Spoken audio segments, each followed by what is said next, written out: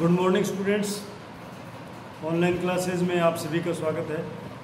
आज हम second year SDP के सेकेंड सेमेस्टर में माइनर वेटनरी सर्जरी सब्जेक्ट में चैप्टर नंबर 16 यानी शल्य चिकित्सा में काम में आने वाले उपकरणों का रख रखाव एवं उपयोग के बारे में अध्ययन करेंगे। यानी जो उपकरण या औजार जो सर्जरी में काम में आते हैं उनके बारे में अध्ययन करेंगे कि भाई वो कौन कौन से औजार है, क्या क्या काम आते हैं, उनको कैसे रखना है, उनका रख रखाव कैसे करना है। यानी knowledge of instruments used in laboratories and hospitals. अब आप सबसे पहली बात तो ये है कि आप लोगों ने जब आपकी क्लासें लगी थी फर्स्ट ईयर में या फर्स्ट ईयर में, तो आपने सर्जरी जो है वो डिपार्टमेंट देख रखा है। सर्जरी यहाँ पे लेबोरेटरी सर्जरी में अपने कई औजार है जो काम में आते हैं। आप लोग गौशाला में जाते हो या हॉस्पिटल्स में जाते हो तो वहाँ पे औजार देखते हो, जैसे चिमटी है, कैंची है, चाकू है, आरी है, ट्रोकार कैनुला है। ये बहुत सारे औजार हैं जो सर्जरी में हमेशा काम में आते हैं। तो ये औजार जो है ये हमेशा स्टेनलेस स्टील के बने होते हैं। मतलब जो भी औजार है वो स्टेनलेस स्टील के बने होते हैं। लेकिन हमें भी ध्यान रखना है कि जब भी ये औजार खरीदो या कोई आदमी औजार लेता है तो वो स्टेनलेस स्टील के ही होने चाहिए, क्योंकि उसमें जंग नहीं लगता है। स्टेनलेस स्टील के औजार होंगे तो उनमें जंग नहीं लगेगा और वो मजबूत भी होंगे, देखने में सुंदर होंगे, उनको स्टरलाइज भी आसानी से कर सकते हैं। निसंक्रमित जिसे बोलते हैं, कीटाणु रहित उसको आसानी से कर सकते हैं। तो इसलिए शल्य चिकित्सा में जो भी औजार उपकरण काम में लिए जाते हैं वो स्टेनलेस स्टील के होने चाहिए, स्टेनलेस स्टील के बने होने चाहिए। सबसे पहली बात। दूसरी बात यह है कि जो भी औजार काम में लेते हैं जिनमें काटने के जो काम आते हैं, औजार जो काटने के काम आते हैं उनमें धारदार हों, वो धार उनकी तेज होनी चाहिए, यानी धारदार हों ताकि मरीज के ऊतकों को कम से कम नुकसान पहुंचे। अगर आप किसी के टिश्यूज़ काटते हो या सर्जरी करते हो तो अगर औजार भोंटे होंगे ना, भोंटे, तो वो टिश्यूज़ को ज़्यादा नुकसान पहुंचाएंगे। इसलिए औजार हमेशा धारदार होने चाहिए। अब सबसे बड़ी बात यह है कि जो भी औजार आप काम में लेते हो उनका उचित रख रखाव होना चाहिए ताकि वो लंबे समय तक अच्छी प्रकार से काम में आ सके। यानी औजार की उम्र कब बढ़ेगी? जब आप उसका रख रखाव अच्छी प्रकार से करोगे। अब किन बातों का ध्यान रखना चाहिए औजारों को रख रखाव में ताकि औजार अच्छी प्रकार से लंबे समय तक चल सके? सबसे पहले तो जो औजार है वो साफ़ सुथरे होने चाहिए, हमेशा साफ़ सुथरे रखने चाहिए। उनमें नमी युक्त नहीं होना चाहिए, वो मतलब उनमें नमी नहीं होनी चाहिए, यानी वो गीले नहीं होने चाहिए। और धूल आदि से रहित होने चाहिए, धूल भी उन पर नहीं होनी चाहिए, नहीं तो क्या औजार खराब हो जाएंगे। जब आप औजारों को धोने के साफ़ करने के लिए धोते हो ना उसको, तो धोने के लिए लवणीय पानी काम में नहीं लेना चाहिए, नहीं तो उस पर रस्ट या जंग लग जाएगी। अब जब भी औजारों को आप सर्जरी करते हो, कोई चीर फाड़ का काम करते हो, टाँके लगाते हो या कहीं कट लगाते हो, तो काम में लेने के बाद में उसको ब्रश से अच्छी प्रकार से रगड़ कर धोएं। ब्रश से धोने से क्या होगा कि वो अच्छी प्रकार से साफ़ हो जाएगा। यानी काम में लेने के बाद में उनको तुरंत साफ़ कर लेना चाहिए, तुरंत साफ़ करके धो करके सुखा के उसको रखना चाहिए, अन्यथा उन पर जंग लगने की संभावना बहुत ज़्यादा रहती है। अब उपकरणों पे क्या है, जब आप सर्जरी करते हो तो उसमें उसके औजारों पर खून या टिश्यूज़ के टुकड़े या मवाद आदि शल्य क्रिया के दौरान लग जाए तो उन्हें सूखने से पहले ही धो लेना चाहिए। खून लग जाए, खून अगर सूख जाए तो फिर धोने में दिक्कत होती है, इसलिए उनको सूखने से पहले धो रहे। औजार उपकरणों को पानी में लंबे समय तक डुबो कर नहीं रखना चाहिए। मतलब जब आप उसको धोते हो तो उसको लंबे समय तक डुबो कर नहीं रखना चाहिए, थोड़ी बहुत देर डुबो और उसके बाद उसको साफ़ कर लो। लंबे टाइम तक डुबो के रखोगे तो उन पर जंग लगने की संभावना रहती है, औजार खराब होते हैं। औजारों को जहाँ तक उसके हाथ से धोने की बजाय उनको जो है अल्ट्रासोनिक सफाई की तकनीक, आजकल बहुत अल्ट्रासोनिक तकनीक आई है, धोने के इंस्ट्रूमेंट आ गए हैं, उनसे धोएं ताकि उसके ऊपर जो परत जमी हुई है धूल आदि की या उत्तक आदि है। जो कई औजार जिनमें खांचे बने होते हैं, जैसे दांते जिसे बोलते हैं ना, दांते, उनमें क्या है कि ये उत्तक के टिश्यू ब्लड स्टेन्स फंस जाती है, तो उनको अगर आप मतलब कि जल्दी धो लोगे ना, हाथ से धोने के बजाय अगर आप उसको अल्ट्रासोनिक सफाई की तकनीक से धोगे तो वो अच्छी तरह से साफ़ हो जाएंगे। औजारों को अच्छी तरह से धोने के बाद उन्हें सुखा लो और उन पर चिकना युक्त द्रव्य नहीं लगाना, मतलब ऐसा द्रव्य चिकना युक्त नहीं लगाना जो पानी में अर्ध घुलनशील हो, यानी पानी में घुलने वाला तो आप लिक्विड लगा सकते हो चिकना युक्त, लेकिन जो पानी में आधा घुलता हो या तेल की तरह रहे वो नहीं लगाना चाहिए। नहीं तो क्या है, उसमें हमेशा जो है मशीन का तेल, ग्रीस या वेस्लिन लगानी चाहिए, यानी उन पर मशीन का तेल, ग्रीस या वेस्लिन आदि नहीं लगानी चाहिए।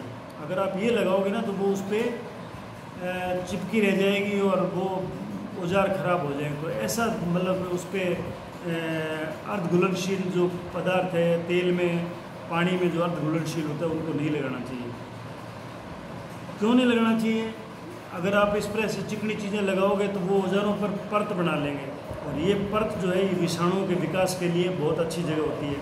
अतः लुब्रिकेंट जो है ये औजार की चाल में अवरोध पैदा करते हैं। चाल का मतलब कैंची चलाते हो आप या मान लो आर्टरी फोर्सेप को काम में लेते हो तो उसकी मूवमेंट को ये अवरोध कर देते हैं। निसंक्रमण में दिक्कत आती है। अगर मान लो ऐसा चिकना तत्व पदार्थ लगा दिया तो उसको आप स्टरलाइज करने में आपको परेशानी होगी। अगर आप औजारों को निसंक्रमित या ऑटोक्लेव यानी स्टरलाइज जो ऑटोक्लेव में करते हो तो ऑटोक्लेव में भी लवण युक्त पानी नहीं डालना चाहिए, उसमें बिना लवण का पानी यूज करना चाहिए। अगर आप मान लो औजारों को साफ करने के लिए कोई डिटर्जेंट काम में लेते हो तो वो डिटर्जेंट जो है क्षारीय नहीं होना चाहिए, वो न्यूट्रल होना चाहिए, उसका पीएच न्यूट्रल हो, एसिडिक भी नहीं हो, क्षारीय भी नहीं हो। ये कुछ चीज़ें थी जो आपको औजारों के रख रखाव के लिए सावधानी रखनी चाहिए या ध्यान में रखनी चाहिए जिन चीज़ों को, ताकि औजार जो है लंबे समय तक और बिना जंग लगे आपको काम में दे सके। अब जो औजार लघु शल्य में, यानी लघु शल्य आपको तो लघु शल्य चिकित्सा के बारे में ही पढ़ना है, बड़ी बड़ी शल्य चिकित्सा आपके काम की नहीं है। आप तो डॉक्टर की हेल्प के लिए हो, डॉक्टर को जो ऑपरेशन करते हो उसमें आप हेल्प करते हो, तो आपको उन औजारों का पता होना ज़रूरी है कि वो कौन कौन से औजार होते हैं। अब जो औजार काम में आते हैं वो आप इस लेक्चर को जैसे आप मेरे से सुन रहे हो ना, तो आप अपनी सर्जरी की बुक में पेज चैप्टर नंबर 16 निकाल लेना। जब मेरे को आप सुन रहे हो तो chapter number 16 minor veterinary surgery का निकाल लेना, और उस जैसे जैसे पढ़ाऊँगा वैसे वैसे इसमें डायग्राम दिए हुए तो आपको ये समझने में आसानी रहेगी। सबसे पहले आता है टिश्यू फोर्सेप। टिश्यू फोर्सेप को उत्तक फोर्सेप बोलते हैं। ये दो प्रकार की होती है, एक होती है स्मूथ या प्लेन। अब उत्तक फोर्सेप जो है ये आपके पेज नंबर 157 पे दे रखी है। सारी उत्तक फोर्सेप जितनी प्रकार की होती है वो दे रखी है। फोर्सेप ये आपने लेबोरेटरी में या सर्जरी में देख रखी है, क्लिनिक्स में जाकर वहाँ देखिए। तो इसमें दो प्रकार की, एक तो स्मूथ होती है और एक स्मूथ का मतलब वो सादी है, आगे उसमें कोई दांते बांते नहीं होते हैं। इसको हम क्या बोलते हैं, प्लेन टिश्यू फोर्सेप या इसको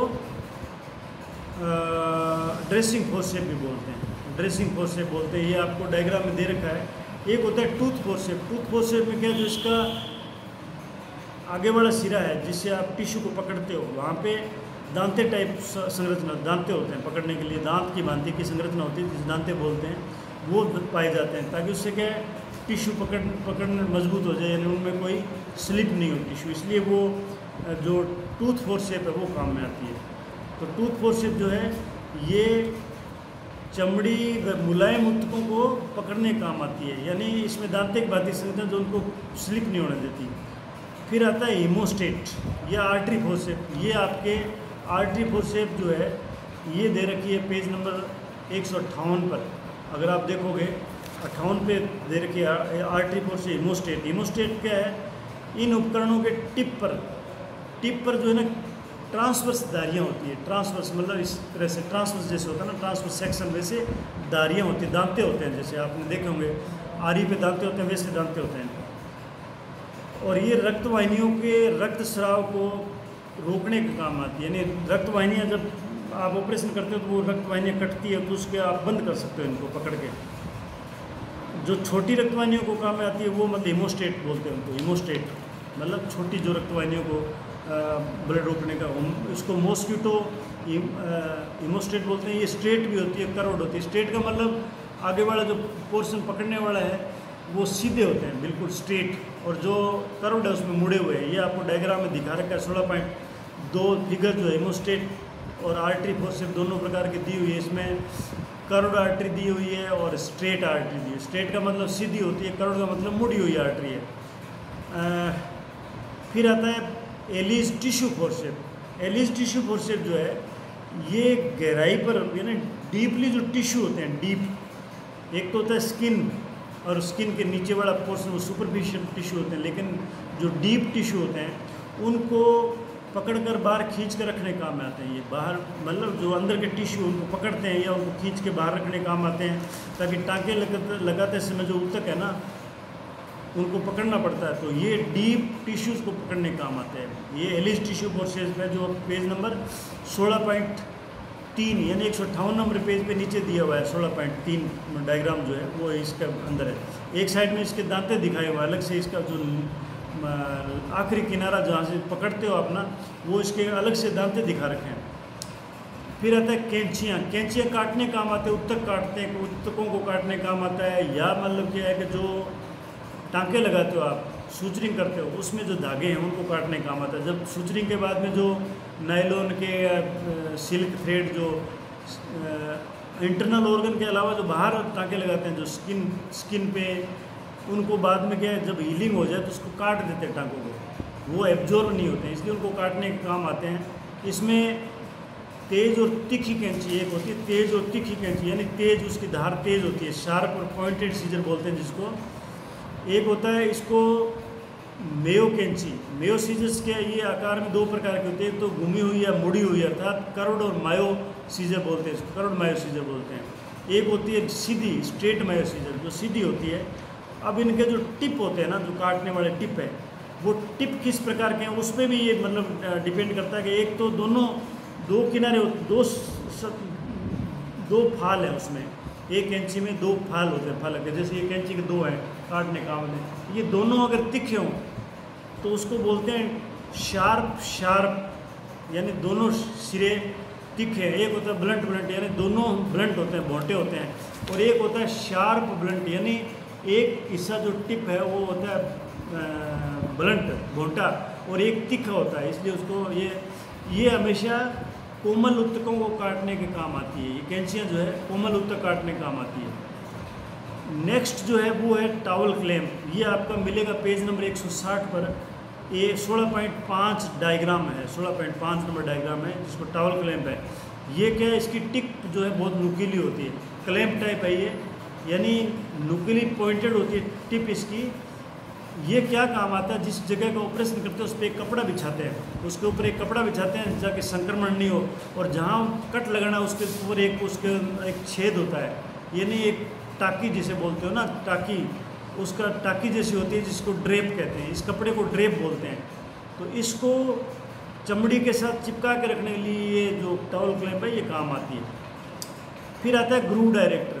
ग्रूव डायरेक्टर जो है ये भी पेज नंबर 160 पर आपके 16.6 डायग्राम जो है, 16.6 नंबर डायग्राम उसमें दिए हुए ग्रूव डायरेक्टर। इसके एक किनारे पे जो लंबी खांच होती है, यानी खांच क्या का मतलब है, एक छेद टाइप होता है उसमें, जिसको ग्रूव बोलते हैं।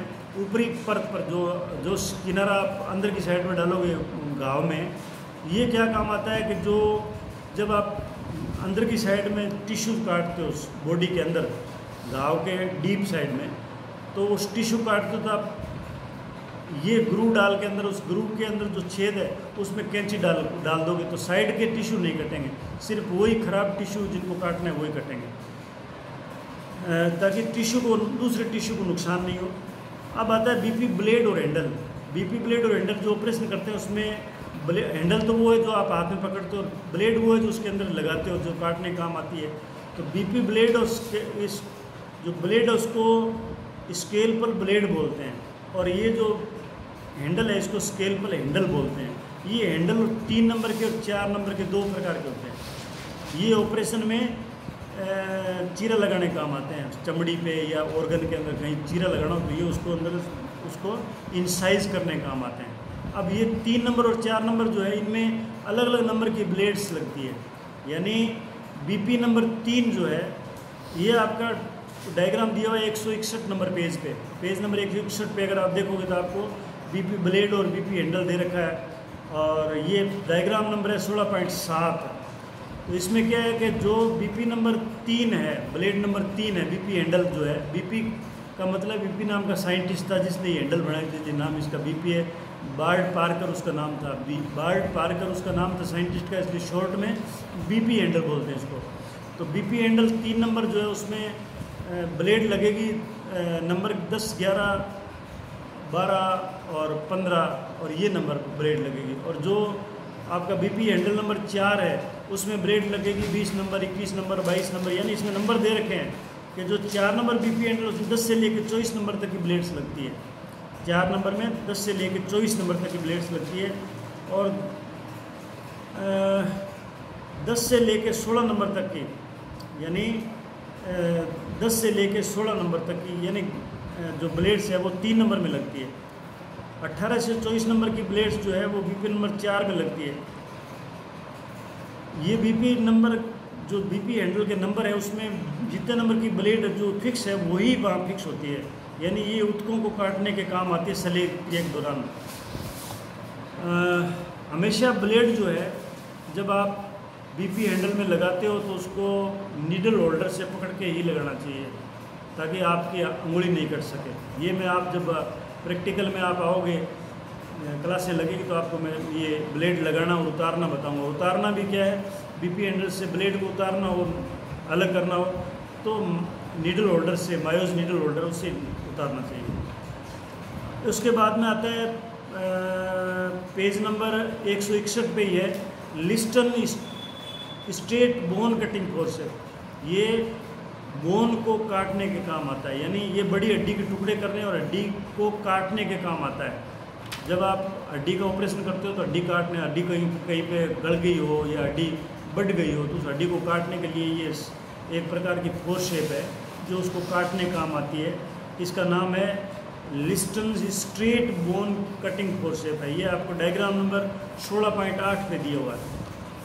एक आता है प्लास्टर शाह मतलब क्या होता है, आरी होती है। प्लास्टर शाह एंजल, इसका नाम है एंजल की प्लास्टर शाह है। यानी ये आरी प्लास्टर को काटने का काम आती है। जब आप फ्रैक्चर के अंदर प्लास्टर को पेरिश करते हो, फ्रैक्चर में जब आप हड्डी का रिडक्शन और रिटेंशन कर लेते हो, मैंने फ्रैक्चर में आपको पढ़ाया था रिटेंशन कैसे करते हैं, रिडक्शन कैसे करते हैं। जब आप हड्डी को सही जगह पर बिठा लेते हो तो उसके बाद उसमें प्लास्टर पेरिश कर देते हो ताकि वो मजबूत रहे, वहाँ से हड्डी हिले नहीं। उसके बाद जब हड्डी जुड़ जाती है तो फिर हम काटते हैं उसको, तो फिर ये प्लास्टर शाह एंजल है जो पेज नंबर 162 पे दी हुई है, इससे काटते हैं। तो ये प्लास्टर शाह एंजल है। फिर आता है इसी पेज पे 162 पे 16.10 हूप टेस्टिंग फोर्सेप दिया हुआ है। हूप टेस्टिंग फोर्सेप क्या है, ये खुर के टेंडन की सूजन है, यानी खुर से जहाँ टेंडन या खुर की सूजन आ जाती है ना, उसको चेक करने के लिए, लंगड़ापन, पशु में लंगड़ापन है तो उसको चेक करने के लिए मैं उसमें हूफ में कोई मतलब क्या सॉफ्ट तो नहीं हो गया है, गल तो नहीं गया है, या उसका टेंडन सूजा हुआ तो नहीं है, इससे दबाते हैं तो उससे दर्द महसूस करते हैं तो हमें उसका पता लग जाता था। यानी हूफ टेस्ट के लिए ये फोर्सेप काम में आती है। हूफ ड्राइंग नाइफ, यानी हूफ ड्राइविंग नाइफ का मतलब है ये 16.11 नंबर जो डायग्राम है पेज नंबर 162 पे, ये उपकरण बड़े खुर को काटने का काम आता है। मतलब जो खुर बढ़ जाते हैं पशुओं को, उसको काटने का काम आता है। फिर आता है ट्रोकार एंड कैनुला। ये ट्रोकार एंड कैनुला 163 नंबर पेज पे 16.12 डायग्राम जो है वो है इसका।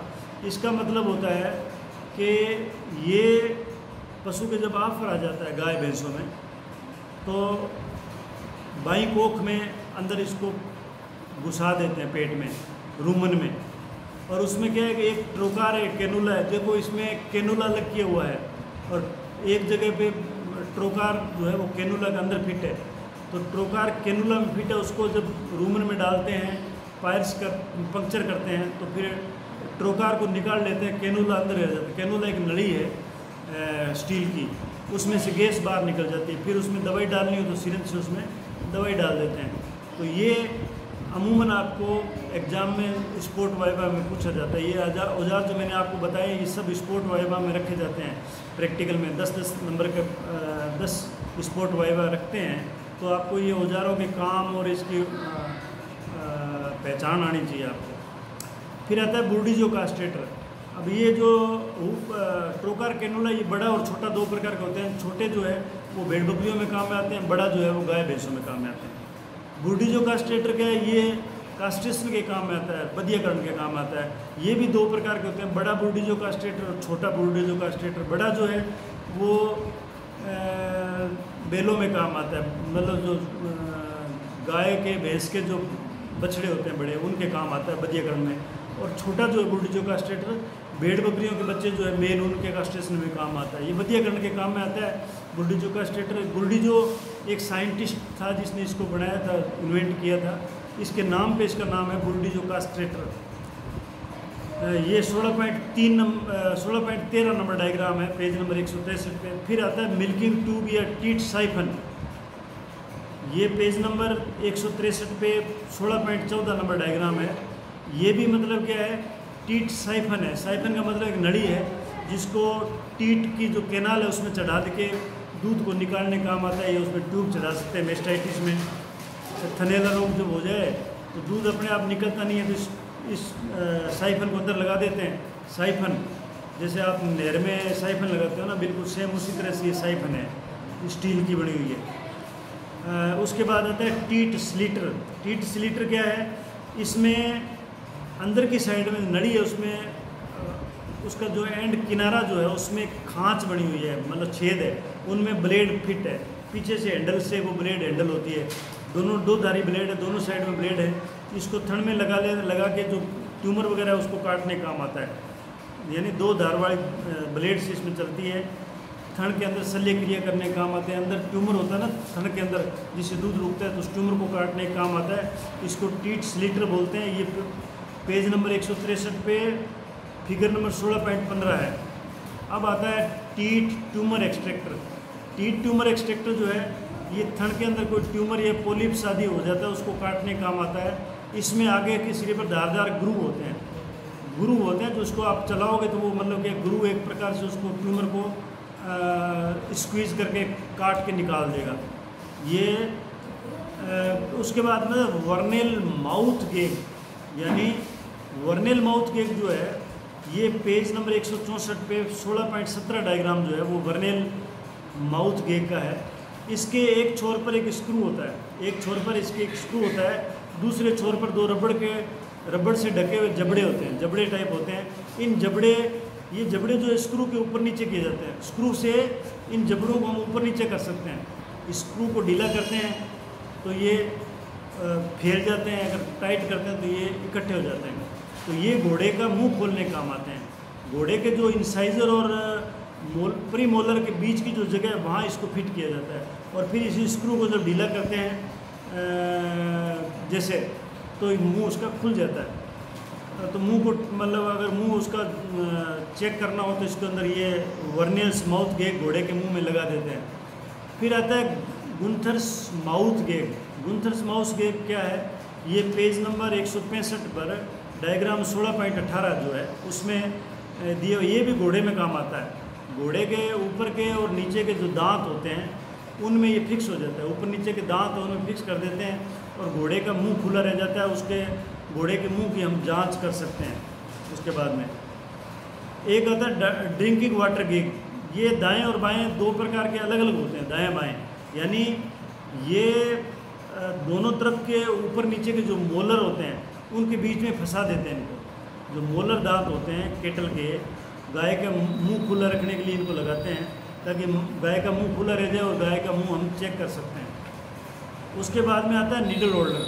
नीडल होल्डर जो है ये पेज नंबर 166 पे दिया हुआ डायग्राम, जो 16.20 नंबर जो डायग्राम है उसमें दो प्रकार के नीडल होल्डर है।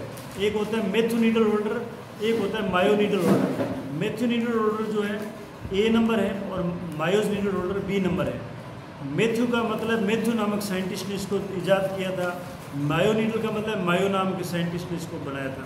ये दोनों ही जब हम टाँके लगाते हैं स्किन में या अंदर बॉडी में, स्किन के टाँके लगाते हैं या सूचरिंग करते हैं, तो उस टाइम जो है टाँके लगाते समय सुई को पकड़ने का काम आता है। मजबूती रहती है सुई को पकड़ने में। और इसके अगले हिस्से पर जो है एक खांच बनी होती है, खांचें, लोक, जिसे लोक बोलते हैं। तो सुई को पकड़ने के बाद में उस लोक को लगा देते हैं, तो वो सुई बिल्कुल अपनी स्थिति में रहती है, हिलती नहीं है। नेक्स्ट जो है वेजाइनल स्पेकुलम है। ये आपको पेज नंबर 167 पे 16.21 नंबर डायग्राम में दिया। वेजाइनल स्पेकुलम ये जो है मादा पशु की वेजाइना में लगा के, अब उसकी सर्विक्स में अगर दवाई लगानी हो या वेजाइना की जांच करनी हो तो इसको काम में लेते हैं। ये भी दो प्रकार की होती है, बड़ी और छोटी। बड़ी जो है गाय भैंसों में काम में आती है, और छोटी वेजाइनल स्पेकुलम जो है वो कुत्ती में या भेड़ बकरियों में काम में आती है। फिर आता है टंग फोरसेप। टंग फोरसेप इसके नाम से स्पष्ट है, जीभ को पकड़ने का काम आती है। जीभ का जब निरीक्षण करते हैं तो जीभ पकड़ के रखते हैं, या ऑपरेशन के टाइम में पशु की जीभ को बाहर रखना हो तो इसको पकड़ लेते हैं। ये जीभ को पकड़ के बाहर खींचने के भी काम आती है, यानी अगर जीभ को बाहर निकालना हो खींच के तो इससे लगा सकते हैं खींच के। फिर आता है वल्सेलम फोरसेप। वल्सेलम फोरसेप जो है ये मेनली जो है ना कुत्ती वगैरह जब ब्याती है, कुत्ती बिल्ली, उनमें डिस्टोपिया होता है तो बच्चों को पकड़ के खींचते हैं बाहर इसको। यानी ये इसमें जबड़े बने हुए हैं दो। ये आपको मिलेगा पेज नंबर 168 पे, फिगर नंबर 16.23। इसमें जबड़ों की सहायता से पकड़ने का काम आता है। नहीं, इसको या तो रूमन को पकड़ने का काम में लेते हैं, रूमन का जब ऑपरेशन करते हैं तो, या इसको गर्भाशय को पकड़ने का काम में आता है। जब गर्भाशय का ऑपरेशन करते हैं तो इसके जबड़े जो है उनको पकड़ने का काम में आता है। उसके बाद में आता है canine mouth gag. Canine mouth gag में क्या है, ये कुत्तों में काम में आता है। कुत्ते का मुंह खोलने के काम में आता है। जब उसका निरीक्षण करते हैं या मुंह के अंदर कोई ऑपरेशन करना हो तो इसको बीच में स्प्रिंग लगी हुई है, मुंह में फंसा देते हैं इसको। ये आपको मिलेगा पेज नंबर 168 पे, डायग्राम है 16.24। नेक्स्ट आता है grapes I speculum for small animal. छोटे जानवरों के लिए आई, आँख के लिए स्पेकुलम है ये, यानी छोटे पशुओं की आँख की पलक में लगता है ये, ताकि आँख की जांच करते हैं तो आँख खुली रहती है। ये छोटे जानवर जैसे कुत्ते छोटे हैं, बकरी के बच्चा छोटा है, उसके लिए काम में आ सकता है। ये आपको मिलेगा पेज नंबर 168 पे, 16.25 नंबर डायग्राम है। अब आगे आप देखो चिटल फोरसेप। ये पेज नंबर 169 पे है, डायग्राम नंबर 16.26। चिटल फोरसेप क्या है, जब इलेक्ट्रिक स्टरलाइज़र में से, जो इलेक्ट्रिक स्टरलाइज़र होता है ना, जिसमें आप इंस्ट्रूमेंट को स्टरलाइज करते हो, वो गर्म होते हैं, तो उसमें से जब इंस्ट्रूमेंट्स को निकालते हो स्टरलाइज किए, जैसे मान लो इनोकुलेशन नीडल है, सिरिंज है, तो इससे पकड़ के निकालते हैं, इसलिए इसका नाम है चिटल फोरसेप। फिर आता है परकशन हैमर, यानी जो जोड़ों में दर्द होता है या नर्व इम्पल्स, कई बार देखते हैं कि पैर में पैरालिसिस तो नहीं हो गया, पैर में जान है कि नहीं है, उसको चेक करना हो तो ये परकशन हैमर काम आता है, जो पेज नंबर 169 पर 16.27 नंबर डायग्राम दिया हुआ है। तो ये उसके ऊपर मार के देखते हैं, ठोक के देखते हैं, ताकि दर्द महसूस करता है कि नहीं, जोड़ जो है उसकी कंसिस्टेंसी कैसी है। अब ये तो थे कुछ इंस्ट्रूमेंट जिनके बारे में हमने अध्ययन किया। अब आपको क्या है, एक चीज़ और याद करनी पड़ेगी कि पशु शल्य चिकित्सा जब करते हैं तो एक किट बनाते हैं, सामान्य रूप से एक किट बनाते हैं जिसको जैक बोलते हैं, किट या जैक बोलते हैं। उस किट में कई उपकरण जो है ना स्टरलाइज करके रखते हैं एडवांस में, ताकि ऑपरेशन के टाइम वो काम आते हैं। वो कौन कौन से इंस्ट्रूमेंट है या गारमेंट्स है, उनकी एक लिस्ट दी हुई लंबी। तो मैं आपको बताता हूँ कि वो दो चार किसी की संख्या 2 होती है, किसी की संख्या 1 होती है। तो ये किट के जो इंस्ट्रूमेंट है वो आपको बिल्कुल याद करने हैं। ये आपको प्रैक्टिकल में पूछ सकते हैं कि किट में कौन कौन से इंस्ट्रूमेंट होते हैं। तो उसमें एक तो सर्जिकल गाउन और मास्क और केप होती है जो सर्जन पहनता है। गाउन तो होता है जो अपने कपड़ों के ऊपर पहन लेता है गाउन। उसके बाद में मास्क होता है जो मुंह पे लगा लेते हैं, एक टोपी होती है जो लगा लेते हैं। इससे क्या होता है कि आदमी के शरीर पे अगर कोई कीटाणु है तो वो पशु के ऑपरेशन करते टाइम घाव में नहीं जाएंगे। सर्जिकल श्राउड विद स्लिट, एक कपड़ा होता है जो उस ऑपरेशन वाली जगह पे बिछाते हैं, उसको श्राउड बोलते हैं। उसमें एक टाकी होती है, छेद, स्लिट का मतलब टाकी, जैसे अपने घरों में छोटी अलमारी होती है ना, चौकोर वैसी होती है, वो एक होता है। और ये जो गाउन कपड़ा वगैरह ये 2 होते हैं, एक किट के अंदर 2 होते हैं जोड़े। फिर सर्जिकल टाउल, छोटे छोटे टावल्स होते हैं सर्जिकल, जो ऑपरेशन के टाइम में ब्लीडिंग वगैरह होती है उसको रोकने के काम आते हैं, वो होते हैं 20 × 30 सेंटीमीटर के, 20-30 सेंटीमीटर यानी 20 चौड़े और 30 लंबे, इस तरह से टुकड़े होते हैं। ऐसे 6 टावल होने चाहिए हमारे पास में। फिर सर्जिकल ग्लोव्स होते हैं, जो ग्लोव्स दस्ताने जो रबड़ के हम हाथ पे चढ़ाते हैं अलग अलग साइज़ के, वो 2 पेयर होने चाहिए हमारे पास में, 2 पेयर, हर टाइप के 2 पेयर होने चाहिए। मायोज सीजर 15 सेंटीमीटर, ब्लंट और स्ट्रेट, वो सीधी भी हो सकती है, कर्व भी होनी चाहिए, वो होने चाहिए 1 ईच, मतलब दोनों टाइप के 1-1 होने चाहिए। बीपी हैंडल नंबर 3 और 4, ये एक पेयर दोनों का होना चाहिए। विभिन्न प्रकार की ब्लेड्स, इन पे ब्लेड्स उनके 2 पैकेट हमारे पास होने चाहिए। टिश्यू और थंब फोर्सेप 3 इंच × 3 से, प्लेन और टूथ दोनों टाइप की, प्लेन भी हो टूथ भी हो, 2 इंच, यानी दोनों हर प्रकार की 2 होने चाहिए। एलिस टिश्यू फोर्सेप हमारे पास 2 होने चाहिए। आर्टरी फोर्सेप कर्व्ड और स्ट्रेट, ये हमारे पास 2 होने चाहिए ईच। मॉस्किटो हेमोस्टेट स्ट्रेट 3 होने चाहिए। मायोस टाइप आर्टरी फोर्सेप स्ट्रेट 10 होने चाहिए। Needle holder, Matthew needle holder 1 होना चाहिए हमारे पास में, दोनों में से नीडल होल्डर कोई भी हो 1 होना चाहिए। टावल क्लैंप, जो तौलिया ऊपर डालते हैं, वो कपड़ा डालते हैं उसको पकड़ने के जो क्लैंप आते हैं, वो 8 होने चाहिए। ग्रूव डायरेक्टर, जिसमें से टिश्यू काटते हैं रख के, वो 2 होने चाहिए।